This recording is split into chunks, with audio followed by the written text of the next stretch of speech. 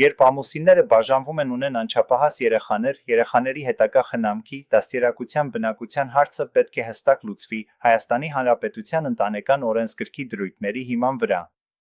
Եթե ամուսինները փոխադարձ համաձայնության են գալիս, կարող են միասին որոշել, թե երեխաներն ում մոտ կմնան։ Այդ համաձայնությունը կարող է ամրագրվել ամուսնալուծության գործի ընթացքում հաստատվել դատարանի որոշմամբ։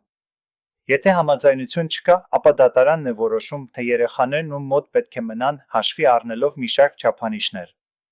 Ծնողների անհատական հատկանիշները, ֆինանսական կարողությունները, բնակարանային պայմանները, ծնողների վերաբերմունքը երեխայի նկատմամբ, ինչպես նա երեխայի ինքնուրույն կարծիքը, եթե նա 10 տարեկանից բարձր է։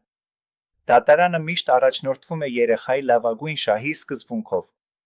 Հնարավոր է նա, որ դատարանը որոշի երեխաներին տարբեր ծնողների մոտ թողնել, սակայն գործնականում գերակայում է այն մոտեցումը, որ երեխաները միասին մնան մեկ ծնողի հետ, իրենց միմյանցից չբաժանելու համար։ Բացի այդ, մյուս ծնողին իրավունք է տրվում տեսակցել երեխաներին, մասնակցել նրանց դաստիարակությանը, անկախ նրանից, թե երեխաներն ում հետ են բնակվելու։ Այսպիսով, երեխաների խնամակալության հարցը լուծվում է կամ փոխադարձ համաձայնությամբ, կամ դատարանի միջոցով, ելնելով միայն երեխաների շահերից։